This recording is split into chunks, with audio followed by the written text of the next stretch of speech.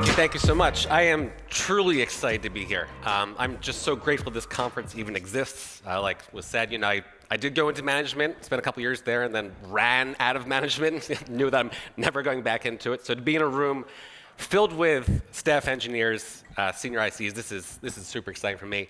And since the room is filled with senior ICs, I actually could use your help. So we're going to play a little game. Start off real quick. We're going to play a decision-making game here. So I often get asked, I've been coding for 25 years, and I get asked, John, I'm looking to maybe go into being a software engineer. I want to write some code. What programming language should I learn? Now, actually, Sylvia gave away the answer earlier. The answer is, of course, that it depends. But you can't give that as an answer. You can't code in it depends. That's not actually a thing you can code in. You need to give a answer. I've got to write code in something. What should that be? So think about that for a second. Think about what it's going to be. You've got an answer. You have to give a answer. Now, what if I said the answer, the actual factual answer is Python? Now, you right now, I put Python on the screen. You're having a reaction to the answer being Python. You might be like, yes, Scott is thrilled with this. This is a great idea. A big fan of Python. Great, that's the right thing. Now, or you might be like, I'm not so sure about Python. I mean, it's okay. Written it. It's not my first choice. Or you might be mad at me, which is a great way to start a talk. Get the audience, get them mad at you, But essentially, just to clear my name, this is not my answer. I'm going with it depends. That's the right answer.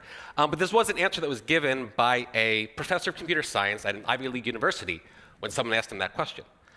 So basically, if you're mad, if you're feeling emoji mad, direct it at him, not at me. I'm here for you.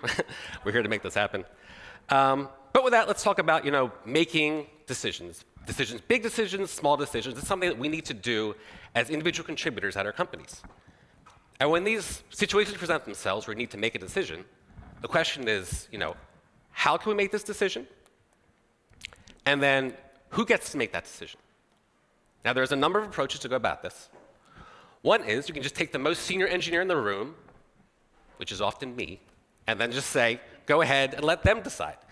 Now, in my case, it's me. Maybe it's actually you. I'm not the smartest one in the room. Sometimes I have the right answer. You might always have the right answer. We can rely on the most senior person, but that's one option. But everyone's input is actually valuable. We should look at, what can we do to get everyone's input in there. So what we could do is take oops, that went too fast. I'm really good at messing up clickers at these conferences. Apparently, my time slot is always when the clicker battery dies. This happened at Lead Dev in 2018, too. Wait for it. Does yours work? All right, cool. So I'm used to this. Anyway, the previous slide, because this doesn't have a back button, so we'll make it work. It was actually, the picture was amazing. It was a picture of a goat, and it's for my coworker, and he has goats. And whenever he votes, he puts the I voted sticker on its head, and he posts a picture that says, I goated. So first off, that picture was amazing, and I'm sorry it was on the screen for half a second. But anyway, the point of that, before we get into it, was actually on the screen, is basically equal democratic vote. I mean, that's definitely an option. Get everyone's opinion, have them weigh in, and let them, make a decision. Then there's also the choice of just like, well, maybe some people's opinions, the experts, should be weighted more higher than others. Kind of like a meritocracy, which has its own issues that I won't get into. But now that we'll get to the actual slide that's up about wisdom of the crowd. So this was first observed by Aristotle over 2,000 years ago on Who Wants to Be a Millionaire. This seemed to work out great if you'd ask the audience. That was like a shoo-in for get that answer right. And a great deal of research has been put around this concept of wisdom of the crowds. And it shows that clickers work. Yes, they do. Multiple independent judgments. If you take many of them, and you merge them into one decision, that is often better than an expert's individual judgment. This article was published in Harvard Business Review a few years ago. It researches further. It went beyond just like, do you get the right answer? Like, what is actually the impact and the effect of using wisdom of the crowds? And they found some hidden costs to just blindly adopting this approach. So here's another question to kind of help demonstrate that. And this is going to be taken kind of completely out of context, but it works well. So there was this post on the Google testing blog a number of years ago. And basically, it presents a situation where a programmer, he goes to this wise teacher named Testivus, and he says, I'm ready to write some unit tests. What code coverage should I aim for? To which testivus, this wise teacher, he pounds his fist on the table, and he says, 80% and no less. Firmly, this is actually the answer. Now, the point of the blog post is actually that the answer is much more nuanced than that. But what about if someone gives an estimate up front? Someone says right here, an expert, 80% is the answer. That's going to draw you to that answer if you were then to respond and give your answer to that. So this is something that basically happens often, and this is known as anchoring. So this is something you see often in real estate. That's why the listing price often impacts what the actual final answer is going to be, the final sale price. So the study shows that when someone forms his or her opinion, it has an impact on how they evaluate the opinions of others. This is how the anchoring effect comes into play. It actually impacts how they feel about others in a way. So if we know that anchoring can be a problem, what if we go ahead and form opinions first before evaluating the opinions of others? This way you don't have to deal with the anchoring. So this is nice, it'll work out well, but only if everyone agrees. More likely, you're going to have some disagreement. And while disagreement is not necessarily a bad thing, combining diverse judgments, that's a solid thing to do when you're going to use the wisdom of the crowds.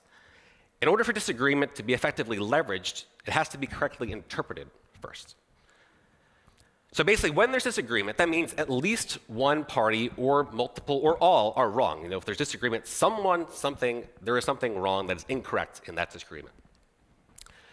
So this study was trying to dig into this further, and what they did was they asked people to make a decision, and then they basically saw another decision from another peer, and they wanted them to compare, okay, your decision versus their decision. And what they found in the study was that as the opinions differed larger, then basically there were these social costs along with that. The person actually felt that the other opinions, the other person was less valuable in some way. They actually started feeling lesser about that person, but their answer, their own personal answer, didn't budge at all. They're like, you know what, that one is wrong, and there's something wrong with that person, but my answer is right. They felt better about their answer and less about the person. So we know that basically if we do the anchoring, anchoring is bad. You can't present them up front, but then if you hold on to your answer, that everyone presents it, then you might have these social costs. So what do we do? Is this a hopeless situation? So the study concluded, clickety-clack. There we go. Basically, to maximize accuracy, first, team members should form their opinions in advance. That way you get away from the anchoring situation. Groups of decision makers then also pre-commit to a strategy for combining their opinions. This can protect those teams from those negative social consequences. And then this was the kind of fun third point that's kind of ambiguous to me. And that is for quantifiable questions, again, the clicker, basically, you want to try to eliminate the actual human emotions around with that, which sounds great. How do you go ahead and actually do that? So I'm going to tell you a story. So basically, as was mentioned, my main background is in web development. So there was this time, it was maybe at this point 5 years ago or so, and I was leading the development of our web application, and the time had come where we needed to refactor this application. The framework we were using was not going to be the answer anymore. We needed to switch. Web developers, we love to rewrite our apps, refactor them into new frameworks. So this was actually a legit time we had to go ahead and do this exercise. So I explained to my manager why this was necessary. And he said, okay, John, I trust you and I trust your team. You can find out what is the right framework, so you guys don't want to pivot again in another year, but pick the right one this time. But what I want you to do is actually, how do you know that the decision-making process you're going to go through to get to that framework answer is the right framework, and is that process right? So I'm like, okay, that sounds good. He wanted me to go ahead and actually do that research first before we make a decision.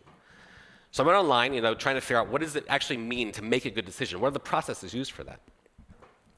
And I came across a number of papers during this process that were trying to answer the same question about making tough decisions in a field that was totally unrelated to tech. So these papers were focused on power plant building. Now, if you were going to build a new power plant for your state or for your country, this is a decision you do not want to screw up. This is a 40 to 60 year decision that's going to have a major impact on the economy, on the people around you. And there's lots of choices. There's basically, do you want to use solar, wind, hydro, nuclear? If you go nuclear, there's different types of nuclear power plants. So how can we go ahead and make the proper decision for a power plant? And all of these papers use this thing called the Analytic Hierarchy Process. And it was actually created over 40 years ago by this guy here, Thomas Saati. So why do I like this enough to actually talk to you about it here in person? It basically gives you a structure to your decision-making that removes the emotion from the analysis. That's what that study was looking for, basically. How do you remove the emotion from it? It also helps to reduce the impact of the loudest or the most senior person in the room and helps to find what is the best decision for the group. Again, it's been around for over 40 years, and if it can make a decision like power plant building effective, then surely it can help solve our little tech problems we have to worry with day in and day out. So when you go to learn about AHP online, and I'm going to call it AHP because Analytic Hierarchy Process, we'd be here for an hour at this talk, and when I say that. There's often this example about choosing the most suitable leader. And the setup is there is, for whatever reason, some company needs to pick a new leader, which, that's a fine example. But let's have a little more fun with that. Let's pretend instead we're going to choose a leader, but we are in some mythical world here where there are dragons, and these people here, they need a new leader. And the people that have stepped up as possible candidates to lead these people is we have Astrid from How to Train Your Dragon. We have Fiona from Shrek, Princess Fiona. And then Eep Crude. These are our three possible leaders that are ready to step up and lead these people. And we are going to use AHP to decide who is the best leader for this group. So the way AHP works is you've got three aspects to it. You've got your goal, you've got your criteria, the thing you're going to make a decision based on, and then what AHP calls alternatives, which are really just your choices. So in this case, our goal is choosing the most suitable leader. Our criteria we've determined is experience, strength, charisma, and integrity. Now, the criteria is important because it's really going to be specific to what is your team, your situation, and your goal. So while we've chosen this in this example, you look up on Wikipedia, it's got different criteria, and that's fine. It's the criteria that's important to you and your team. And then we have our alternatives, which are, again, Astrid, Fiona, and Eep. So the way the process works is you're going to do a number of what are called pairwise comparisons. So the pair thing is you've got two things, and you're going to compare them to each other with respect to something. So in this case, the first thing would be we're going to compare Astrid to Fiona with respect to experience. Which one has more experience? We'll do these same comparisons with then Astrid to Eep, Fiona to Eep, and then we'll do the same thing for strength, for charisma, for integrity. So we go through all the different criteria there. And they'll also do the same with the criteria with respect to the goal. So we've got here experience versus strength, strength versus charisma, charisma versus integrity, so on and so forth. And so you've done all these pairwise comparisons against each other. Now, as far as what that process looks like in detail, let's take a look at this. We'll do the experience route here with Astrid, Fiona, and Eep. And what will happen is you'll do this scoring based off of this scale here. Now, there's a lot of words on this slide, so the important things to note is basically if two things are, for all intents and purposes, equal, then you give both of them a 1 when you're doing this pairwise comparison. If they could not be any farther apart, they are just one extreme than the other, one is much more important than the other, then the winner, so to say, would get a 9, and then the loser always gets a 1 in that case. There's odd numbers up here. Even numbers are cool, too. Nothing wrong with that. And you can use decimals as well. So here's what the scoring exercise actually looks like. So we're going to do, again, we're talking about experience. And let's start off with comparing Astrid to Fiona with experience. So we'll say that actually, in this case, Fiona is more experienced than Astrid. And we're going to say the scale of that is 4. So we put a 4 in that table for her. And then for Astrid, the loser, so to say, always gets a 1 in that case. So then Fiona's a 4, Astrid's a 1. Next up, we'll compare Astrid to Eep. We'll say Astrid has more experience than Eep. Again, so at that scale of 4 to 1, just happens to be how it worked out. And then Eep, again, the loser, in this case, gets 1. Fiona is clearly much more experienced than everyone here, but we're comparing just Fiona to Eep in this case. We're saying this is going to be that extreme, that level 9. So she's going to get a 9, and Eep's going to go ahead and get a 1 in this case. Now we'll put this information into a table, and basically this will fill this out to begin our calculations. So basically comparing anyone to themselves, they get 1s out of the back because something compared to itself is obviously equal.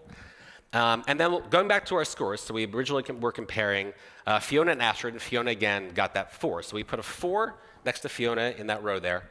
And then for the other one, the loser in this case with Astrid, that person gets the reciprocal of it. So that's 1 over 4. And this is how we're going to fill out the rest of that grid. So again, we had Astrid versus Eep. Astrid was the winner again there with 4. She gets a 4. Eep versus Astrid will get the 1 over 4 in that case. and then Fiona got the 9, and then that means that Eep versus Fiona gets the 1/9. So we've got this initial table with some numbers here that we can run some calculations on. And what the calculation is known as, this is called the priority. So AHP has a formula for coming up with the priorities based off of these numbers that you could put right here. This formula is based on vector math and something called the principal right AN vector that I never heard of until I heard of AHP. If you've heard of that and you like vector math and you like math proofs, there's actually a paper that Tom Sati wrote about just why this is required and why it works well for this. And it's online if you want to check it out. I read it. The most important thing that I got out of that paper when I read it was the fact that basically it said that human judgment is inconsistent, and the use of that principal right AN vector helps to mitigate that impact. Personally, for me, I tried to read the proof. When I see math proofs that are a page long, my brain just wants to cry and go into a corner. But I mean, it's been through over 40 years of peer reviews, and it's still around. So I'm just going to trust that what he says in that paper is accurate. So that's how the numbers show up on there for the priority. So what we then do is we take those priority numbers, and we're going to put them into our graph. So we've figured out the first piece of this equation here. We've got the actual numbers for each of the candidates with respect to experience. Then we'll repeat this process for each one, for strength, for charisma, for integrity. And then we're going to do the same for as well the criteria. We'll do a pairwise comparisons among all the criteria. So with that, I've filled out the chart in advance, run the priority calculations with AHP, and they've given us the numbers here.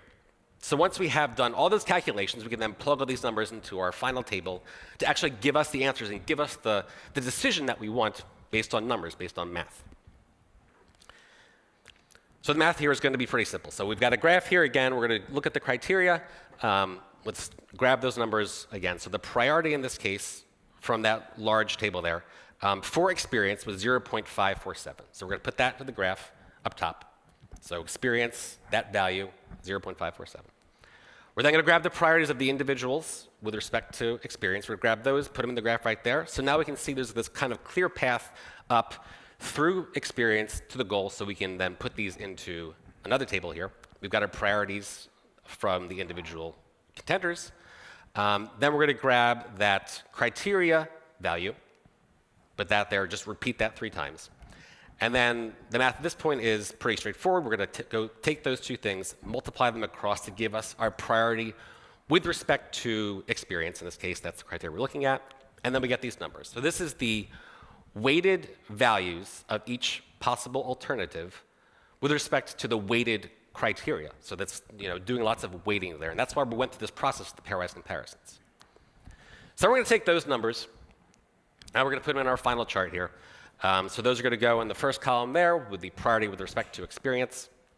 And then we're going to go ahead and, I did all the calculations in advance for other ones there. We add these up, and this gives us our final answers. So we can see here what it looks like when you add up all those numbers.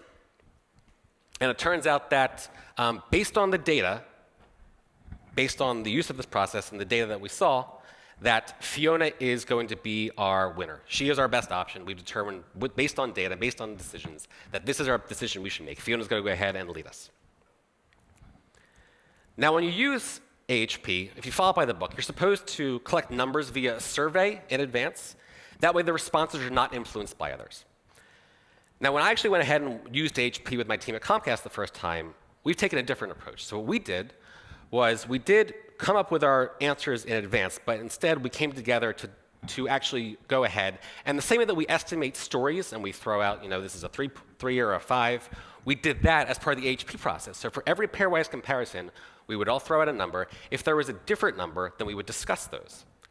And we found that these discussions were actually more valuable than the calculations that the tool gave for us.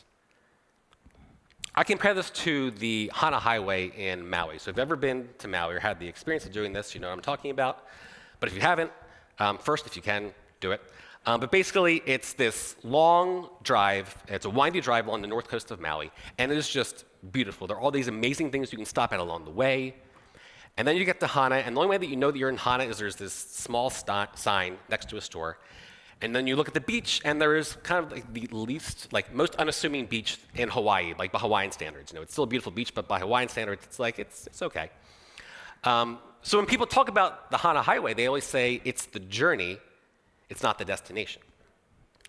And this really, I see a similarity with the whole process with AHP that we did, because basically these discussions, that's the journey getting to the destination, which is the actual decision. So actually, in this case, it's the journey and the destination. And before I push the button on the tool to actually tell us, what is the JS framework we're going to switch to, I knew and my team knew what the answer was going to be. We were started off on different sides. We came together, and we were just like, we know what the answer is, and if the tool says something else, then we're just going to throw that out to the side, and we know we've already come to the decision here. It turned out actually the answer was the same that the tool spit out, so in that case, it actually did work out. And other teams that have tried it have actually had the same impact. So you might be wondering, how did our team actually decide what JS framework do we pick?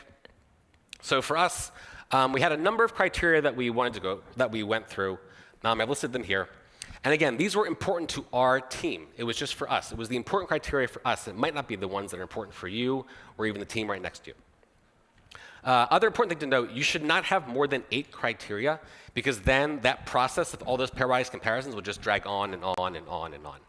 When we set out to do this, we had about 10, and then we threw out a few because we're like, they're actually going to be the same regardless of the framework we pick. But just to do these 7 and then plus the 3 options we had, it took us 4 hours or so. It was at least 4 hours, closer to 5, somewhere around that. So it takes time, but it's 4 or 5 hours to make the right decision for you're going to do for the next couple of years. That's time well spent. And here's an example about actually what it looked like our weightings looked like, so you can kind of see how we weighted different criteria there. For us, community and performance were things that we cared about the most, with developer productivity being a close thing behind that. And the other criteria we found actually were not as important as we thought. So then, if you want to go ahead and see what our decision was, it's really, I'll show you what the charts look like, but I'm not going to tell you what the actual frameworks are because it's not important to you. The important thing is being able to see what was the criteria, and then how does it apply to this? And then this has been super valuable to actually go ahead and share these charts with teams when they ask, hey, why did you pick that framework? If you want to try this out, I actually did open source the code that actually generates these charts. So if you go to this URL, and I'll tweet it out later too, you can go ahead and actually run through the exact same process with your teams and try out this code. So when you go there, you'll see something like this. It could use some UX love, but it does give you those nice charts in the end. But basically, you go ahead, you're going to enter in your different criteria. You'll enter in your different options. And then when you go ahead and do your pairwise comparisons, I found it became confusing just trying to figure out, okay, which is the winner in this case. So I highlight the winner, either column or row, in green, and then that's a trophy emoji there. So if you're colorblind, you can still see which is actually the winning column or row in that case. You'll fill this out then again for the different alternatives. And then there's a giant calculate button. You push that button, and then you will get your nice, pretty graphs. And then go ahead and use these. So again, feel free to use this if you're interested in it. So what I'd like to do now is do a little retrospective on AHP. And I'm going to talk about kind of how we've used it, but really, if you have another decision-making process that you use at work and that's working well, then this retrospective can apply just as well to your other decision-making framework, but this is going to be talking about what we've done. So we'll start off by talking about what went well in this process. So the first thing is, like I mentioned, it did have us to come up with the right solution for what JS framework we wanted to use. We used it for many other decisions at Comcast. I shared it with other teams, and I said, hey, this is what we've used. It's worked out well for us. If it doesn't work for you, let me know. And every team that has tried this has said, actually, this was great. And the discussions, they helped a lot. And it helped us move forward with the decision. One other useful aspect of this is when it comes to stuff like ADRs, architecture decision records. So being able to go back and point to that graph, that chart, has been really valuable because it shows the motivation behind why we made a decision. It's not just we went ahead and this framework. Why did we make that decision? Why did we choose that? I always get asked, due to my position at Comcast as a lead web engineer there, hey, we need to rewrite something. We're doing a new project. What web framework should we use? And I always point them at this ADR, and I tell them, here's the process we went through, but don't just take our answer, because that was, again, for our team. Go through this process. Spend a few hours. It's worth it. And that's going to make your team know that this is the right decision for them. Now, with anything, of course, the process has been great, but it hasn't been perfect. We've made a few mistakes along the way. So one thing that definitely stands out the most when I was using this is there was a decision that had to be made at my group at Comcast. And This is going to be a very big decision. Now, no one's going to lose their job, but people are going to be upset based on this decision. Like, there is no way we can make everybody happy. So basically, leadership went to me and they said, hey, John, we need to make this decision. It seems like AHP, people like that process, so why don't you lead the AHP process to go ahead so we can make this decision and then move on.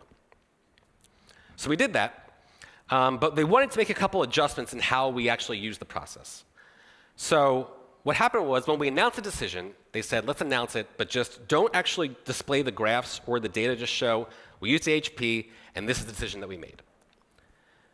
And the thought was basically they wanted the decision to be made, communicated, and then we would just move on. They had said, let's not discuss this anymore, so we don't need the data, just tell people we used AHP and here's what we got. But the problem was there was a huge backlash for not seeing the data behind it. People were just like, okay, I want to know the data. I want to understand the data. And the whole idea behind hiding it to prevent those discussions just led to more discussions.